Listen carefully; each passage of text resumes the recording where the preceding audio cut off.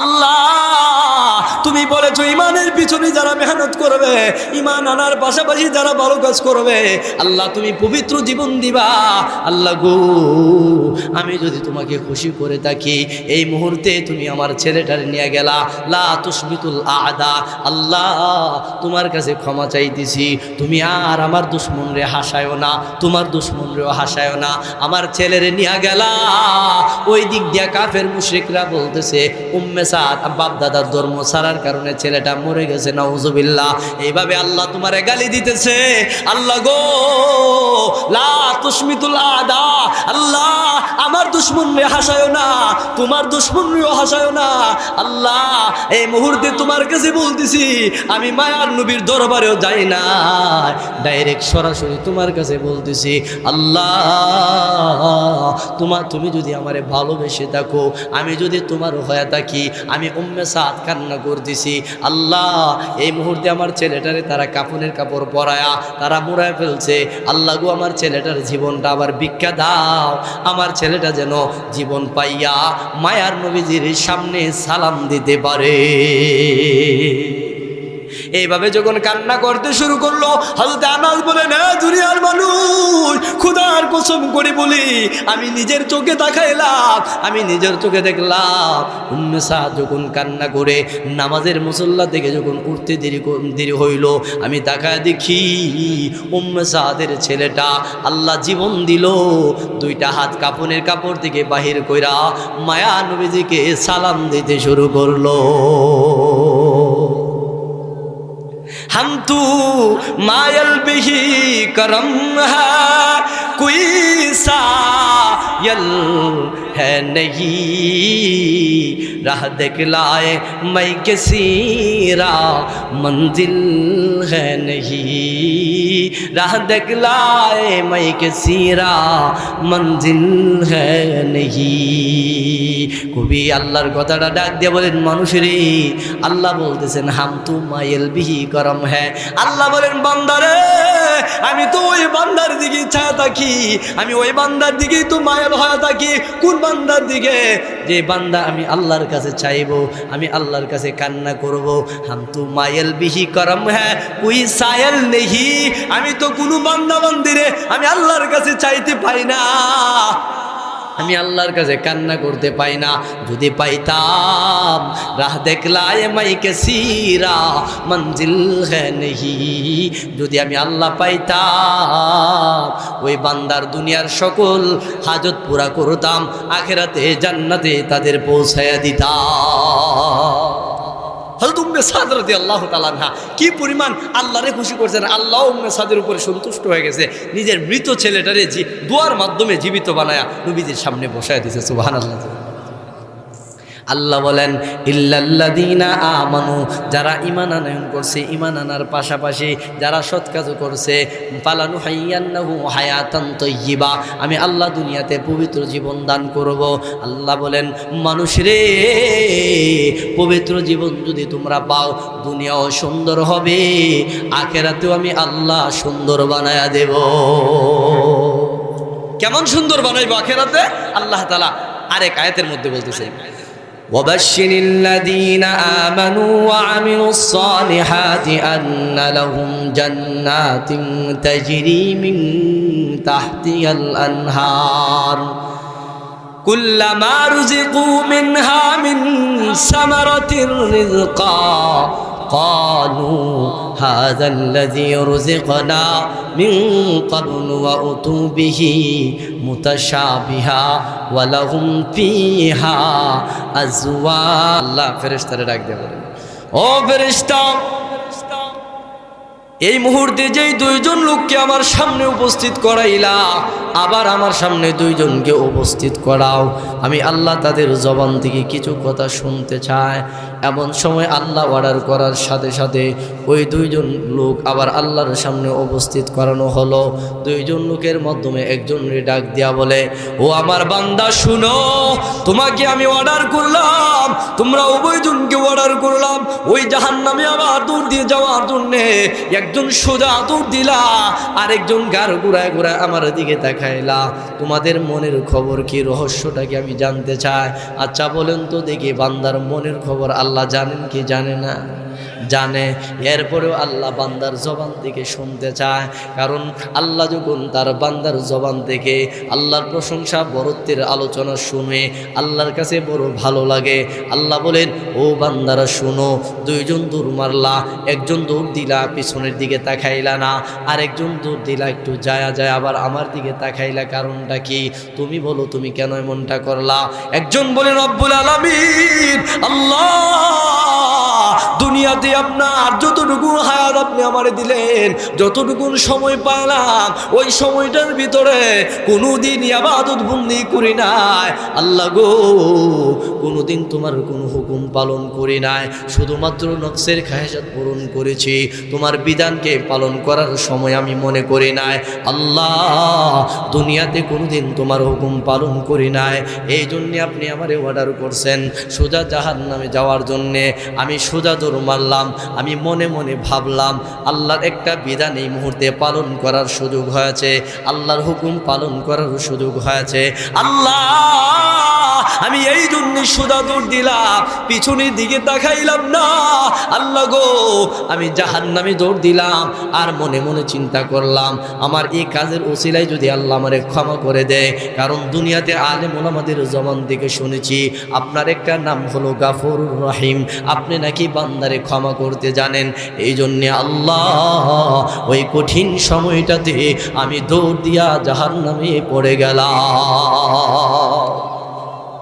আল্লাহ বলেন, ও বান্দা তুমি বলো, তুমি কেন একটু একটু যাইতা আবার গাড় ঘুরা ঘুরা তাকাইতা? ও বান্দা তুমি বলো। এমন সময় ওই বান্দা ডাক দিয়ে বলেন, আল্লাহ, দুনিয়ার হায়াতের জিন্দিগিতে কোনো ইবাদত বন্দি করি নাই, তবে এখন একটা চান্স আছে, আপনার একটা বিধান পালন করব, আপনার হুকুম পালন করব। এই জন্যে আপনি আমারে হুকুম করলেন আমি জাহান্নামে যাওয়ার জন্যে, তবে আমার বিশ্বাস ছিল আপনি আমারে ক্ষমা করতে পারেন। এই জন্যে আমি একটু দূর যাইতাম, আবার গার ঘুরায় ঘুরায় আপনার দিকে তাকাইতাম। আল্লাহ, আপনার গাফুরুর রহিম নামটা যদি সত্য হয়ে থাকে আল্লাহ গো, আমার দিলে এই কথাটা বিশ্বাস ছিল, আল্লাহ আমারে ডাক দিবেন, বলবেন বান্দারে আর যাওয়া লাগবে না, আয়া আর জাহান্নামে যাওয়া লাগবে না, চলে আয়, জান্নাতে তোরে দিয়া দিব। আল্লাহ, এই কথাটার বিশ্বাস আমার অন্তরে ছিল, এই জন্যে সোজা দৌড় মারি নাই, একটু একটু যায় আবার কার ঘুরায় ঘুরায় আপনার দিকে তাকায়। না জানি ডাক দিয়া বলেন, বান্দারে আর যাওয়া লাগবে না, যাইস না, আমি আল্লাহ তোরে ক্ষমা করে দিলাম। এই জন্যে আমি একটু একটু যাই আর গার ঘুরায় ঘুরায় আপনার দিকে তাকায়। আল্লাহ, এটা আমার মনের ভিতরে ছিল। আল্লাহ বলেন, ফেরেশতারা রে শুনো, আমার দুইজন বান্দার জবান দিয়া আমি আল্লাহ যে ক্ষমা করতে জানি, আমি আল্লাহ যে মহান প্রভু, তাদের জবান দিয়ে তারা স্বীকার করলো, ও ফেরেশতা দল, তোমরা বলেছিলে আমার দুনিয়াতে আমি মানুষ বানাইলে তারা আমি আল্লাহর নাফরমানি করবে, আমি আল্লাহরে তারা ডাকবে না, আমি আল্লাহর গুণকীর্তন তারা বলবে না। তাকায় দেখো আমার বান্দা দুইজন, তাদের অন্তরে বিশ্বাস আছে আমি আল্লাহ তাদেরকে ক্ষমা করতে পারি। ফেরেশতারা তোমরা সাক্ষী তাইকো, যাও আমার ওই দুই বান্দারে ক্ষমা করে দিলাম, জান্নাতের মেহমান বানায়া দিলাম। আল্লাহ রাব্বুল আলামিন যদি আমাদেরকে ক্ষমা করে দেয়, কারো কাছ থেকে অনুমতি লাগবে না, অনুমতি লাগবে না। আল্লাহ বলেন, দুনিয়ার মানুষ শুনো, আমি আল্লাহ তোমাদেরকে পাঠাইলাম, দুনিয়ার হায়াতের জিন্দিগিতে যতটুকুন সময় তোমাদেরকে দিব, ওই সময়টা যদি তোমরা বড় গুরুত্ব সহকারে সম্মান ইজ্জতের সাথে সময়টারে যদি মূল্যায়ন করে, দুনিয়ার জিন্দিগিতে তুমি বিদায় হইতে পারো রে, আমি আল্লাহ ওয়াদা দিলাম, আমি আল্লাহ রাব্বুল আলামিন ঘোষণা করেছি, যেই মানুষ দুনিয়াতে সময়রে মূল্যায়ন করে, হায়াতের জিন্দিগিটারে মূল্যায়ন করে দুনিয়া থেকে বিদায় হবে, আমি আল্লাহ তাদের জন্যে জান্নাত ওয়াজিব করে রাখলাম। এই জন্যে আমার তেলাওয়াতকৃত আয়াতে আল্লাহ সুবহানাহু ওয়া তাআলা একটা জিনিসের কসম খাইলেন, কসম খাইয়া বলতেছেন মানুষ বড়ই ক্ষতিগ্রস্তের মধ্যে পড়ে আছে, আর কসমটা যে খাইছে এই কসমটাও সময়ের কসমটা, এই সময়ের কসমটাই খাইছে, কারণ সময়টা মানুষের জন্য গুরুত্বপূর্ণ, ঠিক কিনা জোরে বলেন। আল্লাহ তাআলা আরো অন্য অন্য জিনিসের কসম খাইতে পারতেন, এমনকি কসম ছাড়াও আমাদেরকে কথাটা বুঝাইতে পারতেন, কিন্তু আল্লাহ তাআলা মুফাসসিরিনে কেরাম বলেন এই সূরাতুল আসরের তালাওয়াত করতে যায় মুফাসসিরিনে কেরাম বলেন আল্লাহ যে এই সূরার ভিতরে একটা জিনিসের কসম খাইছেন, আল্লাহ তাআলা বলতেছেন ওয়াল আসর, আমি সময়ের কসম খাইলাম। মুফাসসিরিনে কেরাম হযরত আব্দুল্লাহ ইবনে আব্বাস রাদিয়াল্লাহু তাআলা আনহু উনি বলেন আসর শব্দটা যে আল্লাহ ব্যবহার করছেন, আসর শব্দটা ব্যবহার করার উদ্দেশ্য হলো আল্লাহ তাআলা আসর দ্বারা সময়রে বুঝাইছেন, সময়ের কসম খাইছেন। বলে সময়টা অন্য অন্য জিনিসের কসম কেন খাইলো না, সময়ের কসমটা কেন খাইলো? বলে এখানে একটা গুরুত্বপূর্ণ পয়েন্ট আছে, বলে সময়টা মানুষের প্রতিটা কাজের এক নাম্বার সাক্ষী। সুবহানাল্লাহ। আল্লাহ তাআলা বলেন ওয়াল আসর ইন্নাল ইনসানা লাফি খুসর।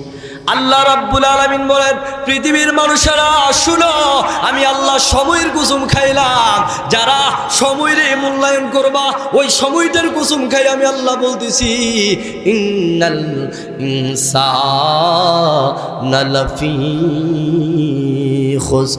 মানুষ, অধিকাংশ মানুষ, বেশিরভাগ ক্ষতিগ্রস্তের মধ্যে পড়ে আছে, মানুষ ক্ষতির মধ্যে পড়ে আছে, ধ্বংসের মধ্যে পড়ে আছে।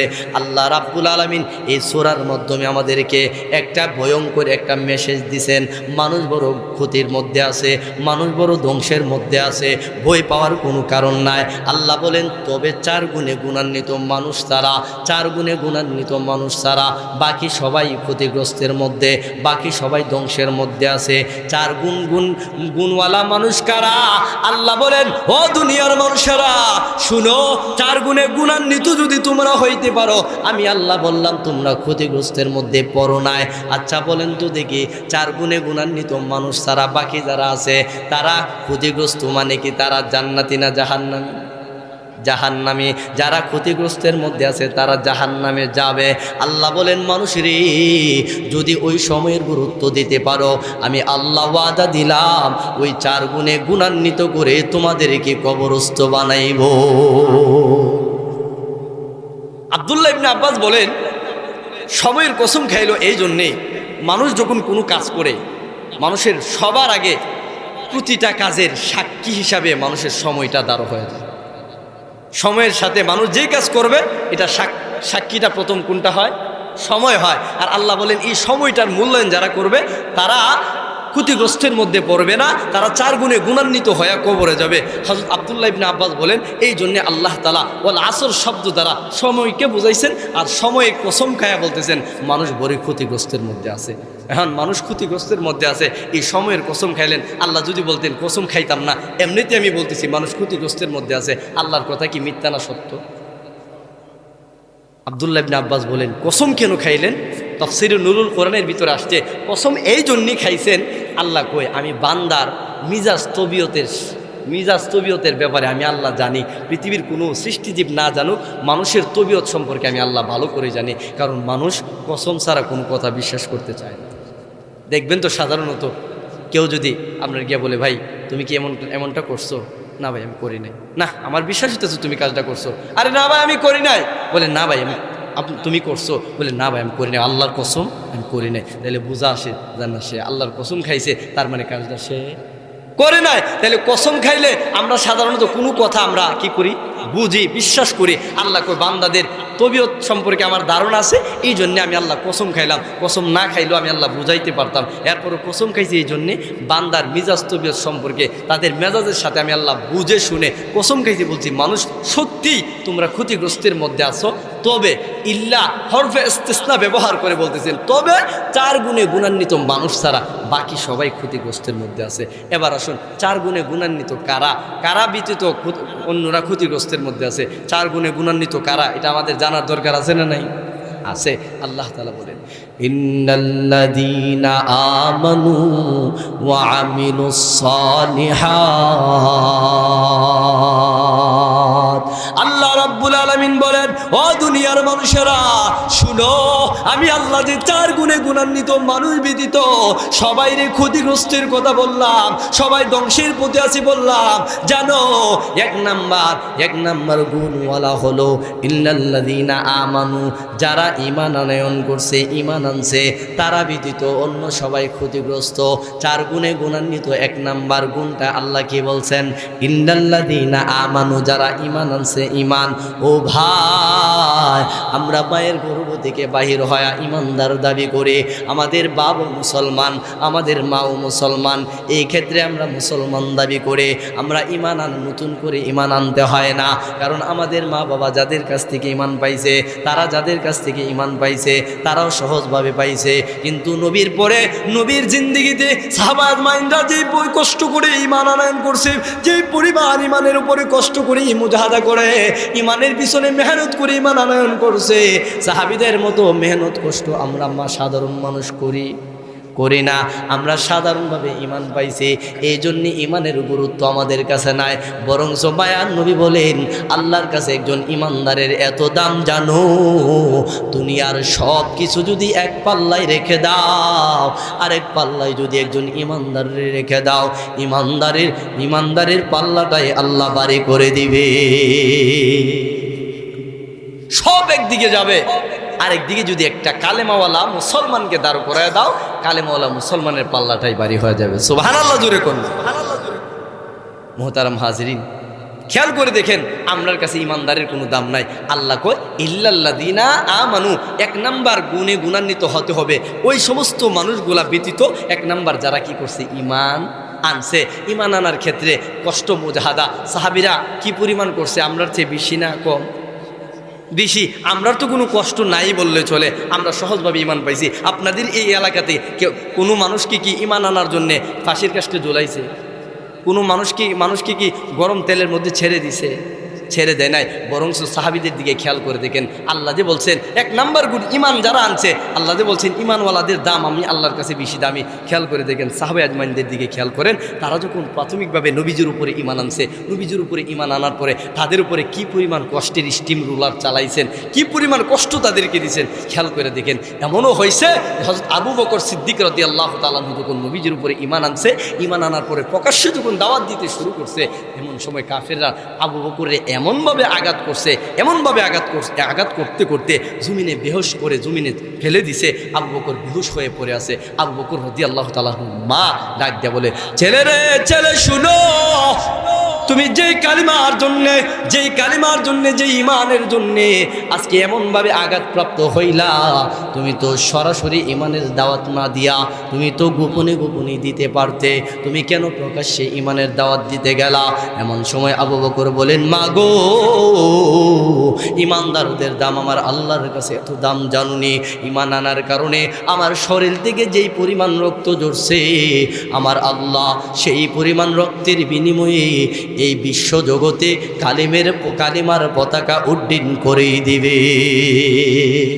ও মা, আমি ঈমান আনার কারণে, ঈমানের পিছনে মেহনত করার কারণে কাফের বেঈমানগুলি আমারে আঘাত করলো আর আমার শরীর থেকে রক্ত ঝরলো। মা গো, তুমি এই দিকে তুমি কষ্ট পেয়ে গেলা। ও মা, আমি আল্লাহর কাছে কান্না করতেছি, আল্লাহ গো, তুমি আমার 1000 জীবন দাও, আমি আবু বকর 1000 জীবন, একটা জীবন তোমার ঈমানের জন্য কুরবানি করব। আল্লাহ, এরপরেও ঈমানের পথ থেকে পিছপা হব না। সুবহানাল্লাহ জোরে কোন। সুবহানাল্লাহ বলতে আপনাদের এত কৃপণতা কেন? সুবহানাল্লাহ বললে কি পুলিশে টাকা নেয় আপনাদের কাছ থেকে? সুবহানাল্লাহ বললে কার প্রশংসা করা হয়? আমি প্রথমেই এই কথাটা বলছি, এরপরও আরেকটা অ্যান্টিবায়োটিক আপনাদেরকে দিই, 5 মিনিট সময় আমার আলোচনা থেকে বাহির হব, কষ্ট হবে আপনাদের। সুবহানাল্লাহ বলে লাভ না লস, এটা একটু বোঝানোর জন্য খেয়াল করে দেখেন। রাসূল বলেন, যেই ব্যক্তি সুবহানাল্লাহ আলহামদুলিল্লাহ বলবে, আমি আল্লাহ তাআলা ওই ব্যক্তিকে এত পরিমাণ নেকি দান করব, আসমান এবং জমিনে যত ফাঁকা জায়গা আছে আল্লাহ নেকি দ্বারা ভরপুর করে দেবে। 2 নাম্বার হলো, যে ব্যক্তি সুবহানাল্লাহ বলে আল্লাহর প্রশংসা করলো, পবিত্রতা বর্ণনা করলো, আল্লাহ তাআলা তার জান্নাতের 2 নাম্বার গেটের চাবি দেন। বলে হুজুর 1 নাম্বার না বলে 2 নাম্বার কেন বলছেন? এটার একটা কারণ আছে, কারণটা বলতে গেলে 5 মিনিট সময় যাবে, আপনাদের এলাকাতে ঢুকবো, কষ্ট হইতো না তো আপনাদের? কেন আল্লাহ তাআলা জান্নাতের 2 নাম্বার গিডের কথা বলছেন, 1 নাম্বার কেন বলছেন না? এটার একটা কারণটা হলো, ধরেন আপনাদের এই এলাকাতে কোনো ভাই নতুন ঘর নির্মাণ করছে, নতুন ঘর বানাইছেন, নতুন ঘর বানানোর পরে আপনাদের এই এলাকাতে ইমাম সাহেব, খতিব সাহেবকে এটা দাওয়াত দিছে, বলে হুজুর আজকে ঘরটা উদ্বোধন করব, আপনি আসেন, আপনার মাধ্যমে মিলাদ পড়ায়া মিষ্টি বিতরণ করে আমরা ঘরে প্রবেশ করব। আপনাদের এলাকাতে মিলাদ হয় কি হয় না? হয়। দেখবেন তো এই মিলাদের মধ্যে যখন দোয়া দুরুদ শেষে কিছু দাদা আছে, দাদা মুসল্লি আছে, তাদেরকে যখন জিলাপি অথবা মিষ্টি বিতরণ করে, কিছু দাদা হাত বাড়ায় বলে, ভাই নাতি বাড়িতে 2টা মিষ্টি দিলা, একটারে দিলে আরেকটা ঝগড়া লাগবো, মিষ্টি আরেকটা দাও, নাইলে 2টারে থামানো যাইতো না। এমন দাদা আছে না নাই? আছে। ঠিক তদ্রূপভাবে দেখবেন তো কিছু পোলাপান আছে, বাচ্চা ছেলেরা আছে, খেলাধুলা করে যখন দেখে মিষ্টি বিতরণ করতেছে, স্টাম্প ফুটবল সব রাইখা দৌড়ায়া শরীরে ধুলাবালি লাগায় আসে, ভাই আমারে দেন। করে কি করে না? করে। ঠিক তদ্রূপভাবে হযরত ইউসুফ আলাইহিস সালাতু ওয়াস সালাম, হযরত ইউসুফ আলাইহিস সালাতু ওয়াস সালামের জমানায় উনি যখন খাদ্যমন্ত্রী হয়েছেন, উনার তৎকালীন সময়ে উনি এলাকাতে কি করবেন? খাদ্য বিতরণ করবেন। যখন এলান করছেন, সবাইরে এলান করছে, লাইনে সারিবদ্ধভাবে দাঁড়াইছে, এই লাইনের মধ্য দিয়া একটা সবাইকে পুটলা করে দিতেছে, সবাই খাবার নিয়ে যাইতেছে। হঠাৎ করে 8 বছরের একটা ছেলে বাচ্চা এই লাইনের মধ্য দিয়ে হাত বাড়াইছে।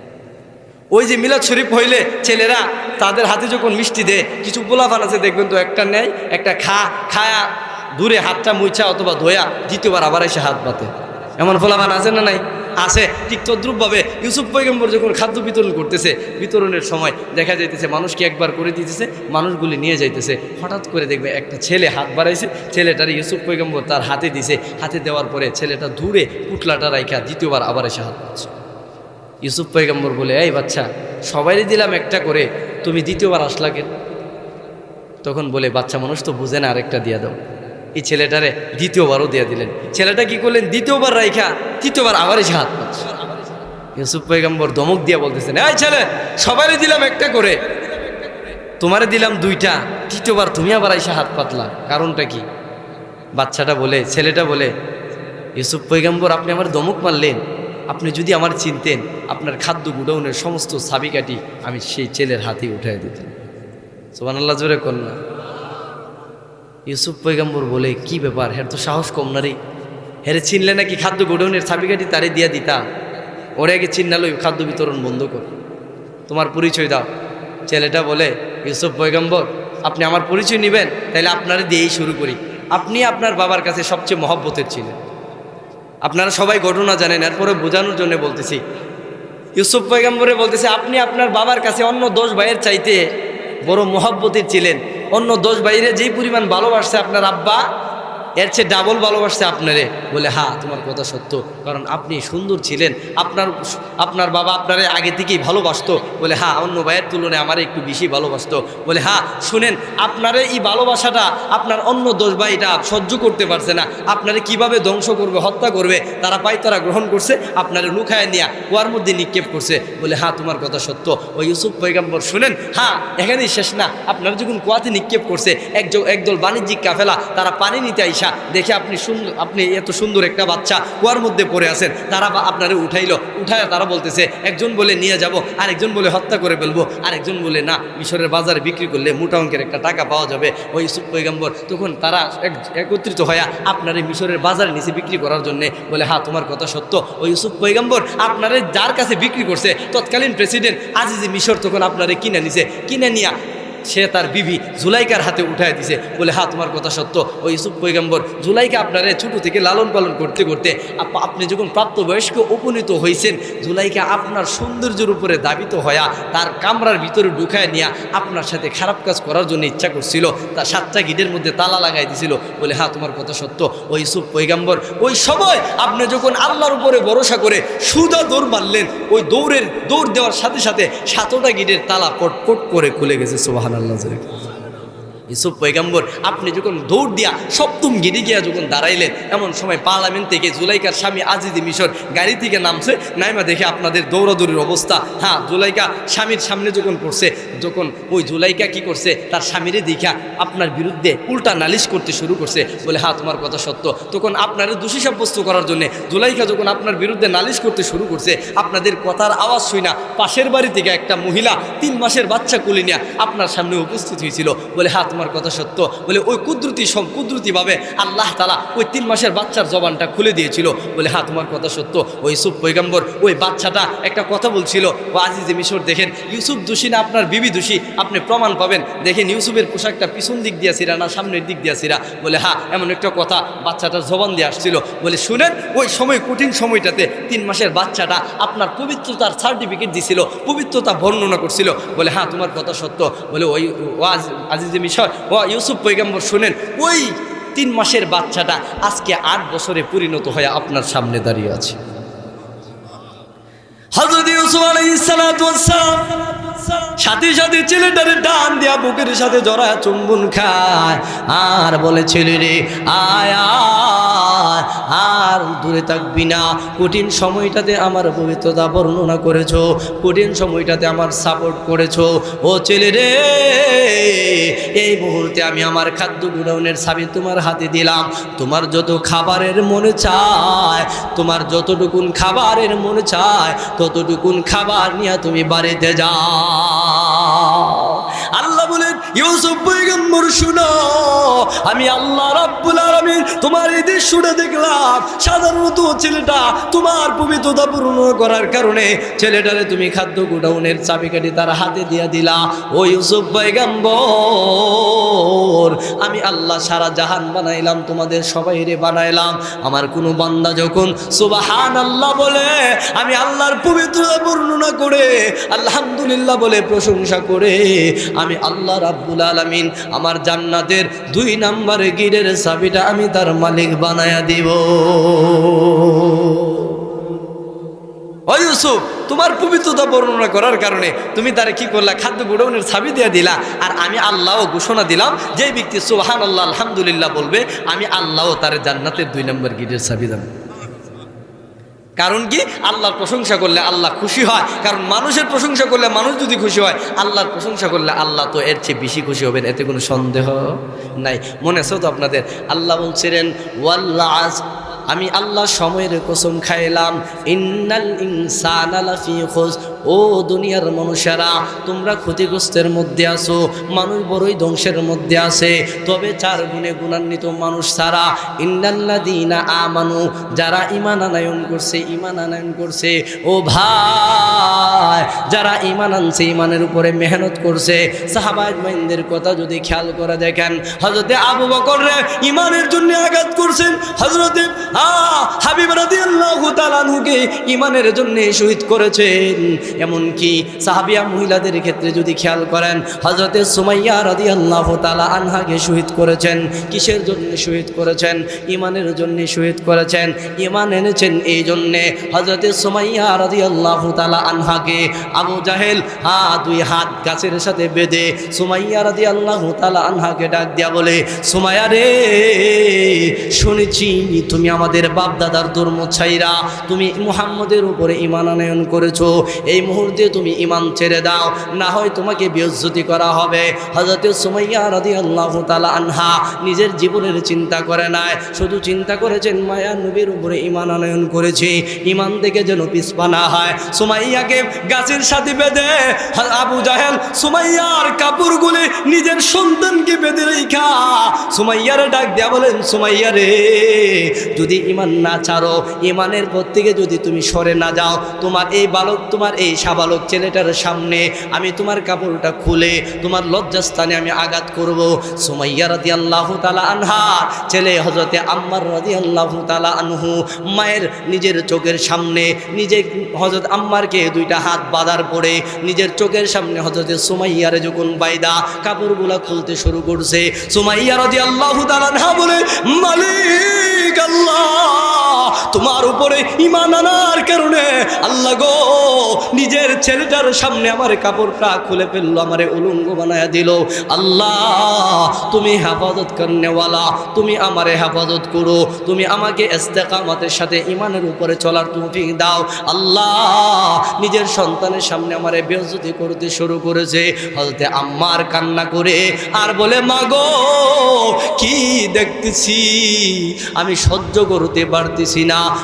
হযরতে সুমাইয়া বলেন, সন্তান রে চিন্তা করিও না, আমি এখন শহীদ হব, ঈমানের প্রতি শহীদ হইতে দেরি হবে, আমার আল্লাহ আমারে জান্নাতের মালিক বানাইতে সেকেন্ড দেরি করবে না। ইসলামের পথে ঈমানের জন্য প্রথম শহীদ হয়েছেন মহিলাদের ক্ষেত্রে। মহিলাদের ক্ষেত্রে হযরত সুমাইয়া রাদিয়াল্লাহু তাআলা আনহা। তাহলে বোঝা গেল ইসলামের ক্ষেত্রে কোনো কাজে মহিলারা পিছপা হয়েছে না, হবেও না। এই জন্যে হযরতে সুমাইয়ার মতো এই এলাকাতে নারীরা হোক। আপনারা চান কি চান না? চায়, আমরা সবাই চাই যেন কালিমার পথে নারী পুরুষ সকলে মিলে মেহনত করে।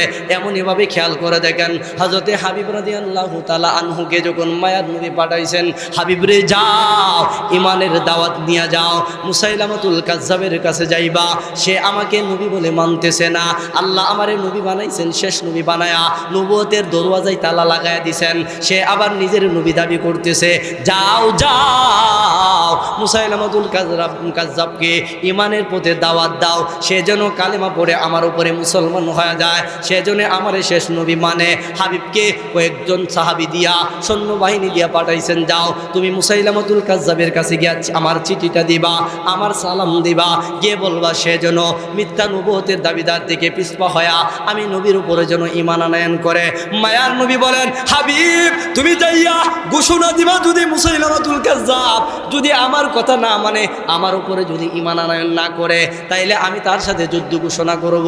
এই বার্তা নিয়া হযরতে হাবিব রাদিয়াল্লাহু তাআলা আনহু মুসাইলামাতুল কাজ্জাবের কাছে যায় বলতেছে, ও মুসাইলামাতুল কাজ্জাব শোনো, আমি মুহাম্মদুর রাসূলুল্লাহর সৈনিক, আমি মুহাম্মদ নবীর কাছ থেকে এসেছি, বার্তা নিয়ে এসেছি।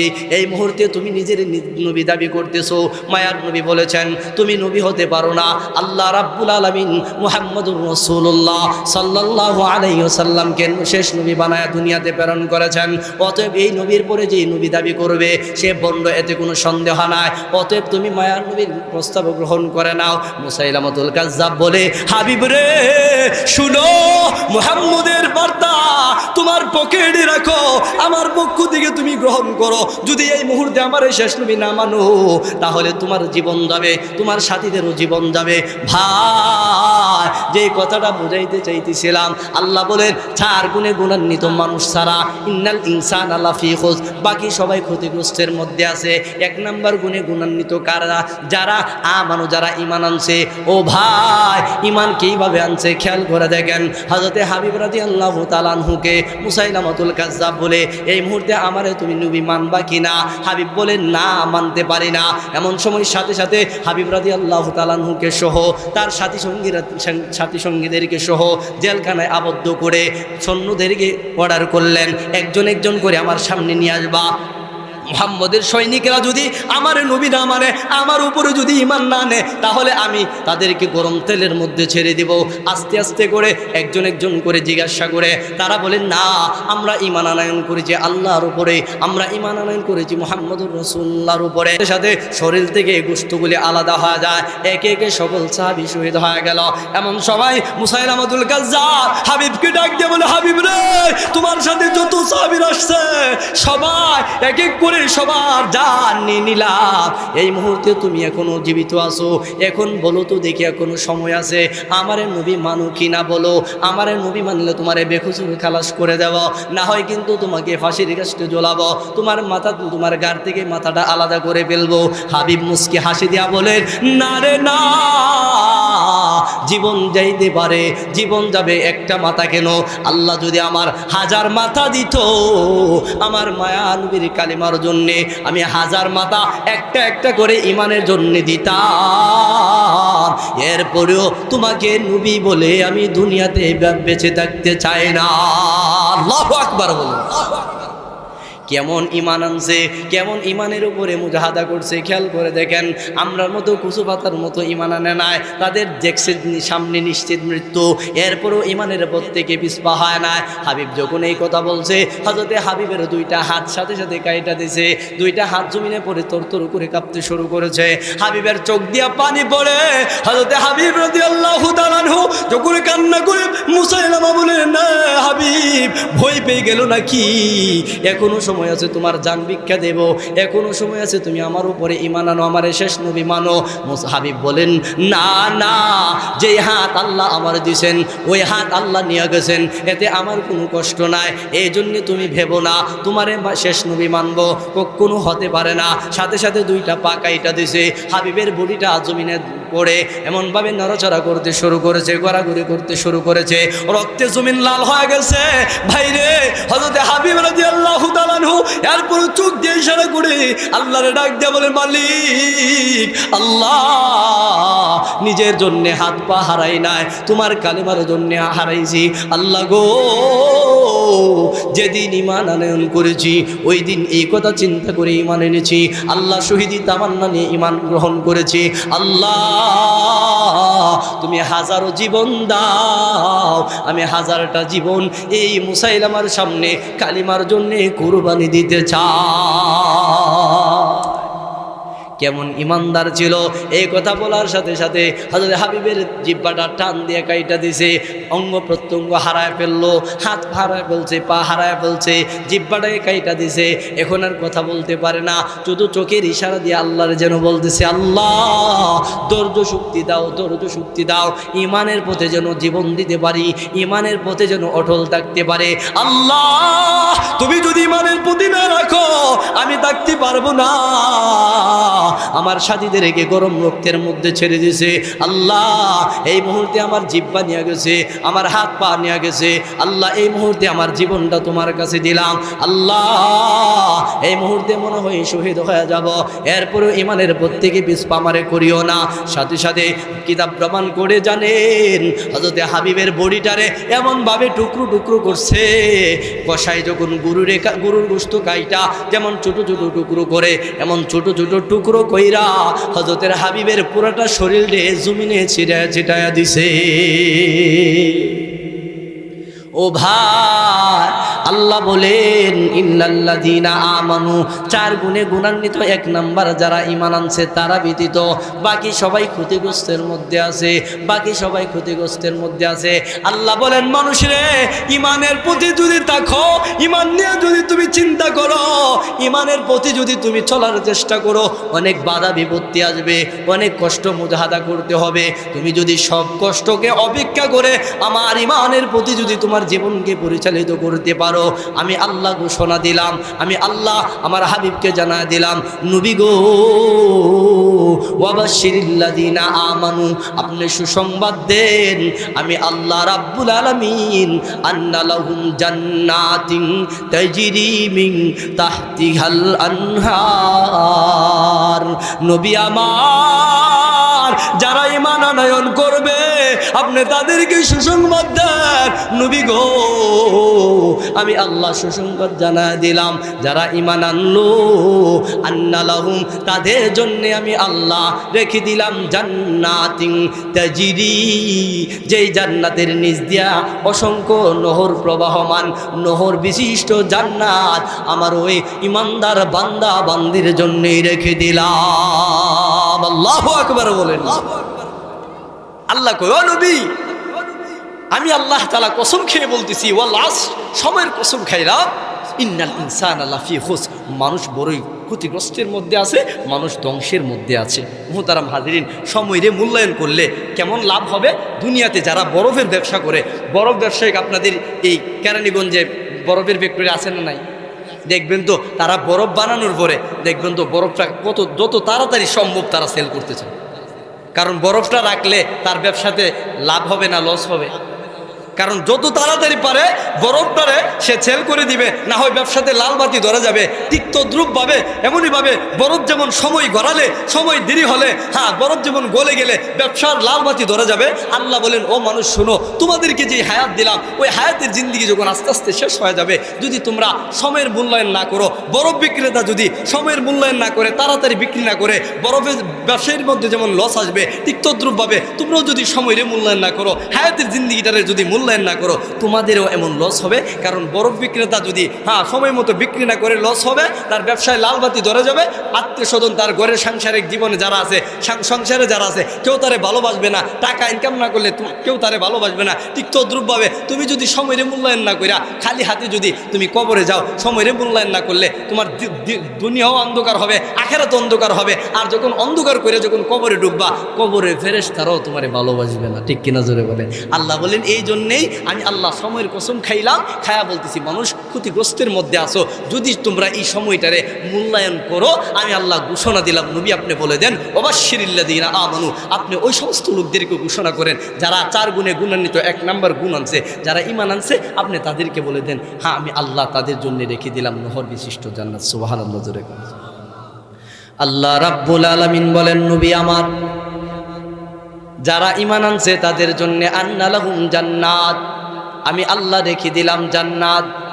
এখন আসুন, যারা আমরা ঈমান আনছি, ঈমান আনার পাশাপাশি ভালো কাজ, ওয়া আমিলুস সালিহাত, আল্লাহ রাব্বুল আলামিন বলেছেন 4 গুণে গুণান্বিত 2 নাম্বার গুণ হলো ঈমান আনার পরে আমিলুস সালিহাত, যারা ভালো কাজ করছে, সৎ কাজ করছে।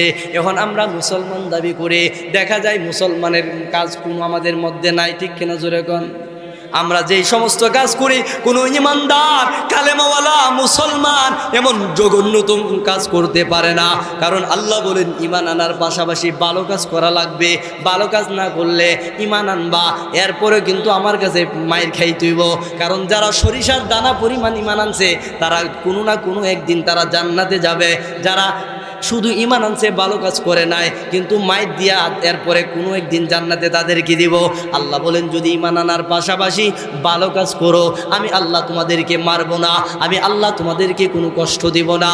জানো, যদি তোমরা নারী পুরুষ, ঈমানদার নারী পুরুষ, মান আমিলা সালিহাম মিন যাকারিন আও উনসা ওয়া হুয়া মুমিন ফালানুহিয়ান্নাহু হায়াতান তাইয়্যিবা, আল্লাহ বলেন, নবী আমার, আপনার ঈমানদার নারী পুরুষ উম্মতদেরকে আপনি জানায়া দেন, মান আমিলা সালিহা, যদি তারা ঈমান আনার পাশাপাশি ভালো কাজ করে, ভালো কাজ, আমি আল্লাহ ঘোষণা দিলাম, মান আমিলা সালিহাম মিন যাকারিন আও উনসা ওয়া হুয়া মুমিন, নারী হোক পুরুষ হোক, ঈমান আনার পরে যদি ভালো কাজ করে, নবী গো, আমি আল্লাহ তাদেরকে বললাম, আর যদি তারা ঈমানদার হয়, আমি আল্লাহ তাদেরকে বললাম, ফালানুহিয়ান্নাহু হায়াতান তাইয়্যিবা, 1 নাম্বার পুরস্কার আমি আল্লাহ দেব তাদেরকে, আমি আল্লাহ দুনিয়ার জিন্দেগিতে পবিত্র জীবন দান করব।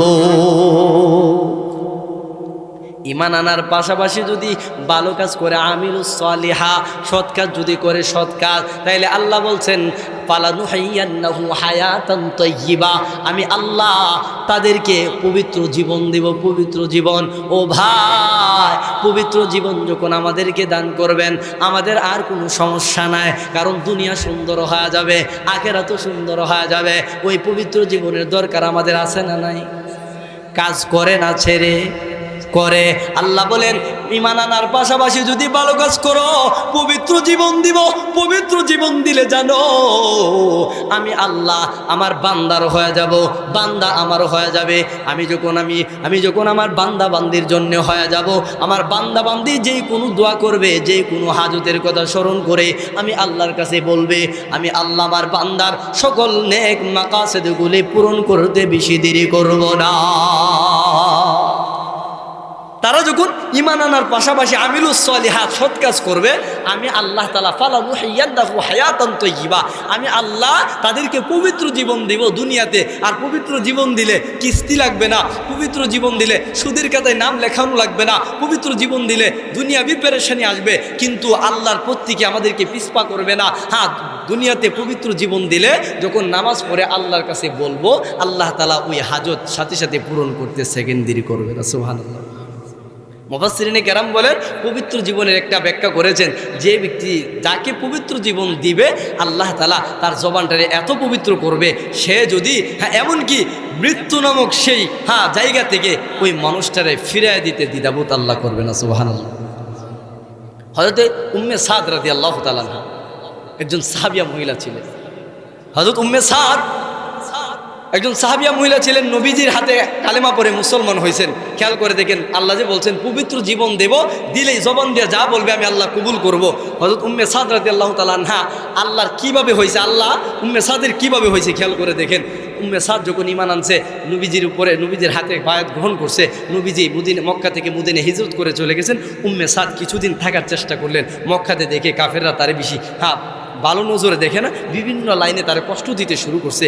উম্মে সাদ বলেন না, এখন আর এখানে থাকা যাবে না, ঘরবাড়ি বিটাবাড়ি ছাইরা এখন নবীজির কাছেই আমাকে চলে যেতে হবে, না হয় আমাকে তারা এখানে কষ্ট দিতে শুরু করবে। উম্মে সাদ মক্কা থেকে নিজের বিটামাটি ছাইরা হিজরত করলেন মদিনায়। মদিনায় যেদিন যাওয়া হলো, পরের দিনই হযরত উম্মে সাদের একটা সন্তান ছিল 18 বছরের, হাদিস শরীফে আসছে। ওই সন্তানটা যেদিন মদিনায় গিয়া পৌঁছে, পরের দিনই সন্তানটা দুনিয়া থেকে বিদায় হয়ে গেছে। সুবহানাল্লাহ। ভাই খেয়াল করেন, ইমান তো আনছেন, এখন এই উম্মে সাদ রাদিয়াল্লাহু তাআলা আনহা আল্লাহর হয়ে গেছেন, আল্লাহ পবিত্র জীবন দিয়েছেন, দেওয়ার পরেও উম্মে সাদ আল্লাহর প্রতি কিভাবে, ইমানের প্রতি কিভাবে মুজাহাদা করছেন খেয়াল করে দেখেন। আল্লাহ যে সাধারণভাবে হয়েছে না, আল্লাহ বলছেন ইমানদার ওই মানুষটার জন্য আমি হয়ে যাব, মানুষটা যদি হয়ে যায় সে যা চাইবে আমি আল্লাহ তার সেটাই দিব। উম্মে সাদের ছেলেটা যখন দুনিয়া থেকে চলে গেছে, নবীজি খবর পাইছে, খবর পাইয়া তার ছেলেটারে দেখতে আসছে। উম্মে সাদ কান্না করতেছেন আর বলতেছে, আল্লাহরে ডাক দিয়ে বলতেছেন, আল্লাহর আল্লাহ নামাজের মুসল্লা বিছাইছে, বিছায়া নামাজের মুসল্লায় নামাজ পড়ে আল্লাহরে ডাক দিয়ে বলে, আল্লাহ তোমার হাবিবের উপরে ঈমান আনলাম, আল্লাহ গো দুনিয়া পাওয়ার জন্যে ঈমান আনয়ন করে নাই, আমি ঈমান আনয়ন করেছি তোমাকে পাওয়ার জন্যে, তোমার হাবিবের উপরে ঈমান আনয়ন করেছি তোমার হাবিবকে খুশি করার জন্যে। আল্লাহ তুমি বলেছো ঈমানের পিছনে যারা মেহনত করবে, ঈমান আনার পাশাপাশি যারা ভালো কাজ করবে, আল্লাহ তুমি পবিত্র জীবন দিবা। আল্লাহ গো আমি যদি তোমাকে খুশি করে থাকি, এই মুহূর্তে তুমি আমার ছেলেটার নিয়ে গেলা, লা তুসবিতুল আদা, আল্লাহ তোমার কাছে ক্ষমা চাইতেছি, তুমি আর আমার দুশ্মনরে হাসায়ও না, তোমার দুশ্মনরেও হাসায়ও না, আমার ছেলেরে নিয়ে গেলা। ওই দিক দিয়া কাফের মুশরিকরা বলতেছে উম্মে সাদ বাপ দাদার ধর্ম ছাড়ার কারণে ছেলেটা মরে গেছে, নাউজুবিল্লাহ। এইভাবে আল্লাহ তোমারে গালি দিতেছে। আল্লাহ গো লা তুসমিতুল আদা, আল্লাহ আমার দুশ্মনরে হাসায়ও না, তোমার দুশ্মনরেও হাসায়ও না। আল্লাহ এই মুহূর্তে তোমার কাছে বলতেছি, আমি মায়ার নবীর দরবারেও যাই না, ডাইরেক্ট সরাসরি তোমার কাছে বলতেছি, আল্লাহ তুমি যদি আমারে ভালোবেসে থাকো, আমি যদি তোমার হয়ে থাকি, আমি উম্মে সাদ কান্না করতেছি, আল্লাহ এই মুহূর্তে আমার ছেলেটারে তারা কাফনের কাপড় পরায়া তারা মুড়ায় ফেলছে, আল্লাহ গো আমার ছেলেটার জীবনটা আবার ভিক্ষা দাও, আমার ছেলেটা যেন জীবন পাইয়া মায়ার নবীজির সামনে সালাম দিতে পারে। এইভাবে যখন কান্না করতে শুরু করলো, হযরত আনাস বলেন, দুনিয়ার মানুষ খোদার কসম করে বলি, আমি নিজের চোখে তাকাইলাম, আমি নিজের চোখে দেখলাম উম্মে সাদ যখন কান্না করে নামাজের মুসল্লা থেকে যখন উঠতে দেরি হইল, আমি তাকায় দেখি উম্মে সাদের ছেলেটা আল্লাহ জীবন দিল, দুইটা হাত কাফনের কাপড় থেকে বাহির কইরা মায়া নবীজিকে সালাম দিতে শুরু করলো। हम तू मायल बिही करम है, कोई सायल है नहीं, राह दिखलाए मैं किसी मंजिल है नहीं, राह दिखलाए मैं किसी मंजिल है नहीं।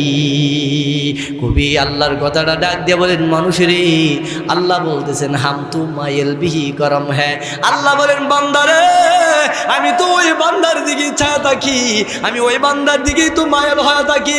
কোন বান্দার দিকে, যে বান্দা আমি আল্লাহর কাছে চাইবো, আমি আল্লাহর কাছে কান্না করব।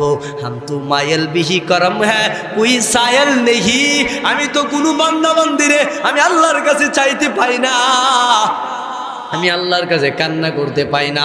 যদি পাইতাম রাহ দেখলায় মাইকে সিরা মঞ্জিল হ্যাঁ নেহি, যদি আমি আল্লাহ পাইতাম ওই বান্দার দুনিয়ার সকল হাজত পুরা করতাম, আখেরাতে জান্নাতে তাদের পৌঁছায়া দিতাম। হযরত উম্মে সাদ রাদিয়াল্লাহু তাআলা আনহা কি পরিমাণ আল্লাহরে খুশি করছেন, আল্লাহ উম্মে সাদের উপরে সন্তুষ্ট হয়ে গেছে, নিজের মৃত ছেলেটারে দোয়ার মাধ্যমে জীবিত বানায়া নবীজির সামনে বসায় দিয়েছে। সুবহানাল্লাহ। আল্লাহ বলেন ইল্লাল্লাযীনা আমানু, যারা ঈমান আনয়ন করছে, ঈমান আনার পাশাপাশি যারা সৎ কাজ করছে, ফালানুহাইয়ান্নাহু হায়াতান তাইয়্যিবা, আমি আল্লাহ দুনিয়াতে পবিত্র জীবন দান করব। আল্লাহ বলেন মানুষরে পবিত্র জীবন যদি তোমরা পাও, দুনিয়াও সুন্দর হবে, আখিরাতেও আমি আল্লাহ সুন্দর বানায়া দেব। কেমন সুন্দর বানাইবো আখিরাতে? আল্লাহ তাআলা আরেক আয়াতের মধ্যে বলতেছে وبشر الذين آمنوا وعملوا الصالحات أن لهم جنات تجري من تحتها الأنهار كلما رزقوا منها من ثمرة رزقا قالوا هذا الذي رزقنا من قبل وأتوا به متشابها ولهم فيها أزواج مطهرة وهم فيها خالدون। আল্লাহ রাব্বুল আলামিন বলেন নবী আমার, যারা ঈমান আনার পাশাপাশি যারা কি করবে, ভালো কাজ করবে, আমিলুস সালিহাত সৎ কাজ করবে। রজব মাস ঢুইকা গেছে, ও ভাই রজব মাস ঢুইকা গেছেন, আল্লাহুম্মা বারিক লানা ফি রজব ওয়া শাবান, বেশি বেশি করে আল্লাহর কাছে দোয়া করেন, আল্লাহ আপনি আমাদের হায়াতে বরকত দাও। আল্লাহ বেশি বেশি করে কান্না করেন, আল্লাহ গো আপনি আমাদের হায়াতে বরকত দাও, রজব মাস শাবান মাসে বরকত দাও, রমজান পর্যন্ত আমাদেরকে পৌঁছায়া দাও। বেশি বেশি করে এই দোয়া করতে থাকেন, আর ভালো কাজ করার তৌফিক আল্লাহর কাছে চান। আল্লাহ বলেন শুনো, যেই মানুষটা আমিলুস সালিহাত ভালো কাজ করবে, আমি আল্লাহ নবী গো আপনি তাদেরকে সুসংবাদ দেন, যারা দুনিয়াতে ঈমান আনার পাশাপাশি ভালো কাজ করলো, দুনিয়াতে তো ফালানুহাইয়ান্নাহু হায়াতান তাইয়্যিবা, পবিত্র জীবন দেব, আখিরাতে আমি আল্লাহ কি পুরস্কার রাখছি নবী গো আপনি তাদেরকে জানা দেন। আন্না লাহুম জান্নাতিন তাজরি মিন তাহতিহাল আনহার, নবী গো আমি আল্লাহ তাদের জন্য নহর বিশিষ্ট জান্নাত রেখে দিলাম। সুবহানাল্লাহ। আল্লাহ বলেন নবী আমার, শুধু জান্নাত দিয়ে আমি ক্ষান্ত হব না, কারণ জানেন দুনিয়াতে ঈমান আনার পরে আমার বান্দা বান্দিগুলি বড় কষ্ট করে ভালো কাজ করে দুনিয়া থেকে বিদায় হয়ে আসবে। দুনিয়াতে কষ্ট করেছে, রবচাহি জিন্দেগি তারা গঠন করে, তারা কবর জগতে পাড়ি জমাইল, নবী গো আপনি তাদেরকে সুসংবাদ দেন, আমি আল্লাহ তাদেরকে জান্নাত দেব। শুধু জান্নাতি না, জান্নাতের ভিতরে কুল্লামা রুজিকু মিনহা মিন সামারাতির রিজকা, আল্লাহ বলেন বান্দা বান্দির দল, তোমরা যদি ভালো কাজ করো, ভালো কাজ তোমরা তালাশ করে পাও না। মায়ার নবী বলেন উম্মতের দল শুনো, ভালো কাজ তোমরা তালাশ করো, তোমরা টর্চ লাইট দিয়ে ভালো কাজ তালাশ করো, পাও না। শুনো আমি তোমাদেরকে কিছু ভালো কাজের সন্ধান দেব, যে কাজগুলা করলে কষ্ট হবে না, দেখতে আমলটা ছোট হবে, কিন্তু ফজিলত এবং বরকত এবং আমলের নেক ফায়দাটা আল্লাহ বেশি দেবেন। মায়ার নবী বলেন জানো, ঈমান আনার পাশাপাশি যদি তোমরা ছোট ছোট ভালো কাজগুলি করো, তোমরা যখন উযু করো, উযুর শুরুতে যখন তোমরা দুইটা শব্দ পাঠ করো, বিসমিল্লাহ আলহামদুলিল্লাহ, খেয়াল করে শোনুন, মায়ার নবী বলেন ভালো কাজ তোমরা তালাশ করো। শুনো, তোমরা যদি উযু করো, উযুর শুরুতে যদি দুইটা শব্দ পাঠ করে উযু শুরু করতে পারো, বিসমিল্লাহ আলহামদুলিল্লাহ ফাইন্না হাফাযাতাকা লা তাবরাহু তাকতুবু লাকাল হাসানাত।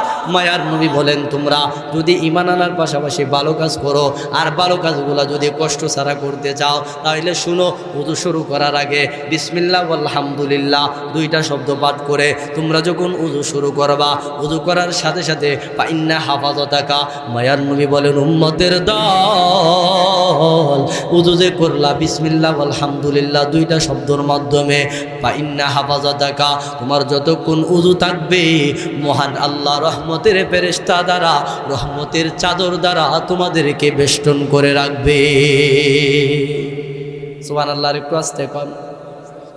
মায়ার নবী বলেন উম্মতের দল শুনো, যদি তোমরা উযু করার আগে দুইটা শব্দ বিসমিল্লাহ আলহামদুলিল্লাহ, ভাইরে এই দুইটা শব্দ বলতে কই সেকেন্ড সময় লাগে? 1 সেকেন্ডের ভিতরে বলা যায়।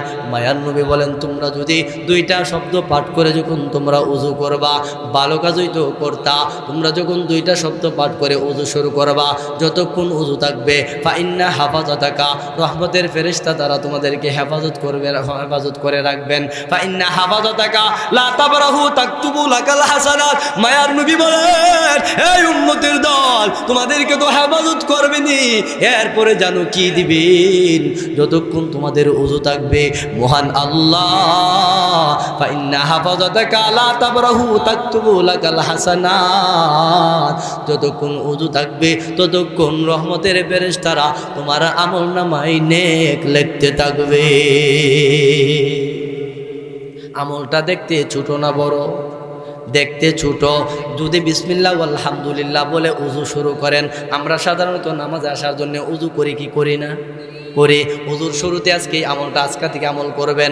যদি বিসমিল্লাহ আলহামদুলিল্লাহ দুইটা শব্দ পাঠ করে উযু শুরু করেন, এটা বলতে কয়েক ঘন্টা সময় লাগবে না, 1 সেকেন্ডেই প্রয়োজন শেষ হয়ে যাবে। মায়ার নবী বলেন উযু করলা, যতক্ষণ উযু থাকবে রহমতের ফেরেশতারা তোমার আমলনামায় নেক লিখতে থাকবে। মায়ার নবী বলেন উম্মতের দল শুনো, তুমি যখন উযু শেষ কইরা মসজিদে যখন তুমি ডান পা দিয়া প্রবেশ করবা, মায়ার নবী বলেন হে উম্মতের দল, উযু শেষ করে যখন তুমি আল্লাহর ঘরে যখন প্রবেশ করবা নামাজ পড়ার জন্যে, তুমি যখন মসজিদে ঢোকার সাথে সাথে ডান পা দিয়া তুমি যখন বলবা আল্লাহুম্মা ইফতাহলি আবওয়াবা রাহমাতিক, আল্লাহ গো আয় আল্লাহ তোমার ঘরে প্রবেশ করতেছি, আয় আল্লাহ, আল্লাহুম্মা আয় আল্লাহ ইফতাহলি, আপনি আমার জন্য খুলে দেন। আল্লাহ গো দুনিয়ার সকল জায়গার চাইতে, দুনিয়ার সব কিছুর চাইতে নিরাপদ শান্তি রহমতের জায়গা হলো মসজিদ। আল্লাহ উযু করলাম, ডান পা দিয়ে প্রবেশ করার সাথে সাথে আমি তোমার কাছে রহমতের দরওয়াজা খুলে দেওয়ার দোয়া করতেছি। ইফতাহলি, আপনি আমার জন্য খুলে দেন আবওয়াবা রাহমাতিক। মসজিদে ঢোকার সময় যদি এই দোয়াটা পাঠ করেন, মায়ার নবী বলেন উম্মতের দল এটাও একটা ভালো কাজের শামিল হয়ে যায়, এটাও ভালো কাজের মধ্যে পড়ে। তোমরা যদি ছোট ছোট এই ভালো কাজগুলি করে তুমি যখন আল্লাহরে বলবা আবওয়াবা রাহমাতিক, আল্লাহ ইফতাহলি, আপনি আমার জন্য খুলে দেন আবওয়াবা রাহমাতিক, আপনার যত রহমতের দরওয়াজা আছে, আল্লাহর রহমতের দরওয়াজা অগণিত। ভাইরে আমরা মানুষের উপর যদি আল্লাহ রহমতের দরওয়াজা খুলে দেয়, আল্লাহর রহমতের দরওয়াজা যদি আমাদের জন্য খুলে দেয়, আমরা কোনোদিন বিপদগামী হব না, পথভ্রষ্ট হব না। ও ভাই, মায়ার নবী বলেন তুমি যে মসজিদে ঢোকার সাথে সাথে এই দোয়াটা পাঠ করলা, আল্লাহর কাছে রহমতের দরওয়াজা খুলে দেওয়ার জন্য বললা, আল্লাহ তাআলা তুমি যতক্ষণ মসজিদে থাকবা আল্লাহ রাব্বুল আলামিন ততক্ষণ তোমার আমলনামায় নেক লিখতে থাকবে। সুবহানাল্লাহ। আর একটু জোরে বলেন না সুবহানাল্লাহ। আল্লাহ নবী বলেন উম্মতের দল ভালো কাজ তোমরা যদি করো, ভালো কাজ আরেকটু যদি সামনে যাও, কষ্ট ছাড়া কিছু ভালো কাজের কথা বলে যায়। মায়ার নবী সাহাবীদেরকে বলেন ফায়ামুরু বিহিমুর রাজুল ইয়া ফুলান আমা তারিফুনি আনাল্লাযী সাকাইতুকা শুরবাতান ওয়া হাবতু লাকা উযুআন। মায়ার নবী বলেন হে উম্মতের দল শুনো, ভালো কাজ তোমরা তালাশ করে পাও না, তোমরা ভালো কাজ করতে তোমাদের মনে চায় না, আমি সাহাবী আমি নবী তোমাদেরকে কিছু ভালো কাজের সন্ধান দিয়ে যায়। হে উম্মতের দল, হাসরের ময়দান যেদিন কায়েম হয়ে যাবে, ফায়ামুরু বিহিমুর রাজুল ইয়া ফুলান আনা তারিফুনি। মায়ার নবী বলেন জান্নাতীরা যখন লাইনে সারিবদ্ধভাবে দাঁড়াবে, এমন সময় জাহান্নামীদের দিকে একজন আয়েশা বলবে ইয়া ফুলান আমা তারিফুনি, তুমি কি আমারে চিনো না? ও ভাই তুমি কি আমারে চিনো না? একসাথে অমুক বাজারে চা খাইতাম, একসাথে অমুক বাজার থেকে আমরা সবজি ক্রয় করতাম, একসাথে অমুক এলাকায় আমরা চলতাম, আজকে তুমি আমারে চিনো না, তুমি জান্নাতে চলে যাইতেছো, আমি জাহান্নামী হয়ে গেলাম। ও ভাই, ইয়া ফুলান আমা তারিফুনি, এ ভাই তুমি কি আমার চিনো না? তুমি আমার কি জানো না? জান্নাতি ওই লোকটা বলবে, ভাই তুমি কে? বলে তুমি কি আমার চিনো না? আমি না একদিন আনা তারিফুনি আনাল্লাযী সাকাইতুকা শুরবাতান, আমি না তোমার একদিন এক গ্লাস দুনিয়াতে পানি পান করাইছিলাম। আল্লাহু আকবার বলে। ও ভাই তুমি আমার চিনো না? তুমি গরমের মধ্যে একদিন তৃষ্ণার্ত হইয়া তুমি যখন পানি তালাশ করতেছিলা, আমি তোমারে সাকাইতুকা শুরবাতাম, আমি তোমারে পানি পান করার জন্য পানি পান করাইছিলাম। আমি তোমারে পানি পান করাইছিলাম, আমি তোমারে পান করাইছিলাম, তুমি কি আমার চিনো না? ইয়া ফুলান আনা তারিফুনি আনাল্লাযী সাকাইতুকা শুরবাতান ওয়া হাবতুলাকা উযওয়ান, তুমি কি আমার চিনো না? একদিন তোমারে উজুর পানির ব্যবস্থা করে দিয়েছিলাম। দেখেন তো, পানি পান করাইলে ওইটা একটা ভালো কাজ। তুমি যদি একজন যদি আরেকজনকে উজু করার পানি আগায় দেয়, এটা একটা ভালো কাজ। মায়ার নবী সাহাবীরা বলেন, ও ভাই তুমি আজকে আমার চিনো না? আমি না দুনিয়াতে তোমারে পানির ব্যবস্থা করছিলাম, উজুর ব্যবস্থা করছিলাম। শুনো, আজকে আমি জাহান্নামী হয়ে গেলাম, আল্লাহর কাছে সুপারিশ করো না। আল্লাহর নবী বলেন, ওই লোকটা এই কথাটা বলে যখন জান্নাতি মানুষের কাছে বলবে, আল্লাহ ওই জান্নাতির সুপারিশ কবুল করে ওই জাহান্নামীর জান্নাতে ঢোকানোর প্রবেশ অনুমতি দিবে। মায়ার নবী বলেন, ও উম্মতেরা, 4 গুণে মানুষ ব্যতীত বাকি সবাই ক্ষতিগ্রস্তের মধ্যে আছে। 1 নাম্বার হলো ইল্লাল্লাযীনা আমানু, যারা ঈমান আনয়ন করছে। 2 নাম্বার হলো আমিলুস সালিহাত, ঈমান আনার পাশাপাশি যারা ভালো কাজ করছে, সৎ কাজ করছে। সৎ কাজ করতে গেলে অনেকের কষ্ট আসে, কষ্ট ছাড়া ভালো কাজ আছে না নাই? আছে। এই জন্যে মুহতারাম ভাই, দুস্থ বুজুর্গ, আপনাদের সামনে 4 গুণ নিয়ে আলোচনা করতেছিলাম, 2টা বলেছি, বাকি 2টা কোনো একদিন সময় হলে বলবো। কারণ জানেন আজকে মানুষ ভালো কাজ করতে চায় না। আল্লাহ বলেন, ভালো কাজ যদি তোমরা ঈমান আনার পাশাপাশি করো, আমি নবীরে বলে দিলাম, আন্না লাহুম জান্নাতিন তাজরি মিন তাহতিহাল আনহার। যারা ভালো কাজ করবে ঈমান আনার পাশাপাশি, আমি আল্লাহ নবীজি অবাশশিরিল্লাযীনা আমানু, সুসংবাদ দিয়ে দেন, আন্না লাহুম জান্নাতিন তাজরি মিন তাহতিহাল আনহার, আমি আল্লাহ তাদের জন্য রেখে দিলাম জান্নাত। সুবহানাল্লাহ জোরে বলেন। মুহতারাম হাজিরিন, পরিশেষে যদিও আলোচনা আরও দীর্ঘায়িত ছিল, কিন্তু সময়ের স্বল্পতার কারণে এখন আর আলোচনা করব না। কারণ আমার বড় ভাই আজকে যিনি আমার সামনে বসা আছেন, আমার এই এলাকার, আমরা একই জেলার, একই জেলার মানুষ, আমার বড় ভাই, সদ্য বড় ভাই, আতিকুর রহমান সাবিরি ভাই খুবই চমৎকার আলোচনা করেন। যার আলোচনার মধ্যে আনসারী রহমতুল্লাহ আলাইহি, জুবাইর আহমদ আনসারী চিনছেন তো? উনার আলোচনা যার মধ্যে আনসারী রহমতুল্লাহ আলাইহির একটা ফ্লেভার পাওয়া যায়, শুনলেই বুঝতে পারবেন। আগেও মনে হয় আসছে এখানে। যাই হোক, ভাইয়ের আলোচনা শুনবেন, মন ভরে শুনবেন এবং আমল করবেন ইনশাআল্লাহ। আল্লাহ তাআলা আমাদের সবাইকে কবুল করুক। পরিশেষে আপনাদের সুস্থতা ও নেক হায়াত কামনা করে আজকের মতো এখানে আলোচনা শেষ করলাম। ওমা আলাইনা ইল্লাল বালাগ। আসসালামু আলাইকুম ওয়া রাহমাতুল্লাহি ওয়া বারাকাতুহু।